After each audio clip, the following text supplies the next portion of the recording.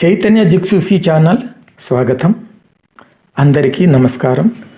Part 1లో government hospital గురించి తెలుసుకున్నాం. ఇప్పుడు పార్ట్ 2లో గవర్నమెంట్ హాస్పిటల్స్ రోగుల బాధ గురించి తెలుసుకుందాం. ప్రభుత్వ ఆసుపత్రి అనగానే మనకి గుర్తు వచ్చేది క్యూలు, కడుపు మంటలు, కసరత్తులు.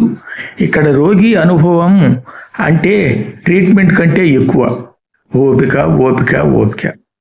క్యూల బాధలు. డాక్టర్ని కలవడానికి టోకెన్ తీసుకోవాలి, కానీ టోకెన్ కోసం పోరాటం. సినిమా ఫస్ట్ షో టికెట్ కోసం పడే తంటా కంటే ఎక్కువ. రోగి అనుకుంటాడు టోకెన్ దొరికితే నయం అవుతా, లేకపోతే మిగతా కష్టమే ప్రధాన చికిత్స. ఒకరు దగ్గుతారు, మరొకరు తుమ్ముతారు, ఇంకొకరు బలహీనంగా పడిపోతారు. ఆ దృశ్యం చూస్తే ఆసుపత్రి కాకుండా యాక్షన్ సినిమా సెట్లా అనిపిస్తుంది. ఇక బెడ్ సమస్య. బెడ్ దొరకటం అంటే మనిషికి ఇక్కడ పెద్ద జాబ్ ప్యాకెట్.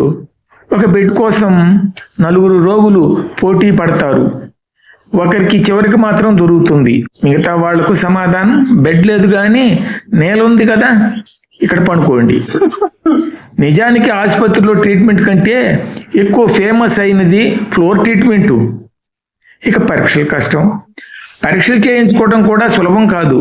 రక్త పరీక్ష కోసం లైన్, ఎక్స్రే కోసం లైన్, స్కాన్ కోసం లైన్. రోగి అనుకుంటాడు ఈ లైన్లో తిరిగితేనే నా కాళ్ళు బాగుపడతాయి, వ్యాధి కాదు కానీ. పరీక్ష రిపోర్ట్ కోసం వెళితే రేపు రండి, మళ్ళీ వెళితే కంప్యూటర్ పనిచేయటం లేదు, ఇంకోసారి వెళితే డాక్టర్ సెలవులో ఉన్నారు. చివరికి రోగి బతుకే ఒక రిపోర్ట్ లాగా మారిపోతుంది. మందుల మజా. ప్రభుత్వ ఆసుపత్రిలో దొరికే మందులు లక్కీ డ్రా లాంటివి. ఒకరోజు వస్తే దొరుకుతాయి, మరుసటి రోజు అడిగితే స్టాకు లేదు. కానీ స్టాకు లేని మందుల కౌంటరు పక్కనే ఖాళీ బల్ల ఎప్పుడు ఫుల్లుగా ఉంటుంది. దానిపై రోగులు లంపించి కూర్చుంటారు. రోగి అనుకుంటాడు మందులు దొరకకపోయినా కనీసం ఈ బల్ల మీద కూర్చోవడం దొరికితే అదే అదృష్టం. నర్సుల బిగ్గర స్వరం.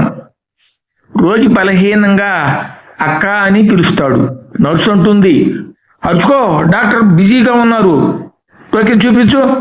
ఆసుపత్రిలో రోగికి బలహీనతే ఎక్కువ, కానీ నర్సుల స్వరం మాత్రం మైకు లేకపోయినా మైకులా మోగిపోతుంటుంది. ఇక రోగి బంధువుల బాధలు.